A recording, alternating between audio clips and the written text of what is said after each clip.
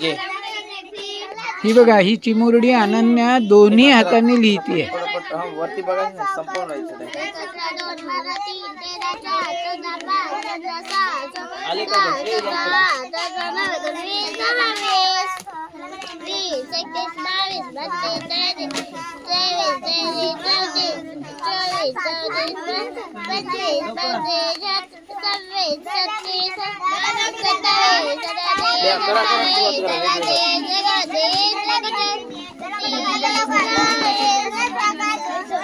आता आता इकडे 51 आणि 51 लिह मराठीमध्ये. अच्छा, ओके.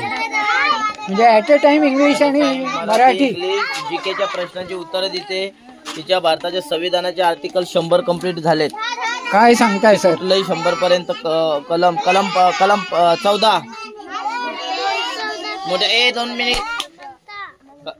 कलम 21 क शिक्षणाचा हक्क. कलम 24 काखामध्ये बालकांना कामाला ठेवण्यास मनाई. कलम 32 कलम 32 हक्कांची अंमलबजावणी करण्याच्या उपाययोजना. कलम 51 क मूलभूत कर्तव्य. कलम 81 लोकसभेची रचना. कलम 45 10 वर्षांखाली बालकांची जन्म. इकडून वेगळं लिहिते, इकडून वेगळं उत्तर देते. तिसऱ्या गोष्टीचा वापर करते. My god, she is using her brain sir. कलम 48 अनन्या, तू ग्रेट आहेस बाळा. हे बघा, आता इकडे बघा, वेगवेगळं चाललंय. आता उठून तुमच्या लक्षात येईल Same. वेगवेगळं. हे या इकडे. आता ही लिहिते, ही मराठी आणि इकडे मिरर मध्ये लिहिते. तेच तिकडून मराठी आहे, इकडून मिरर मध्ये आहे. तिकडे 2 उदाहरणं वेगळे चाललेत गणिताचे ऍट अ टाइम, एका वेळेला.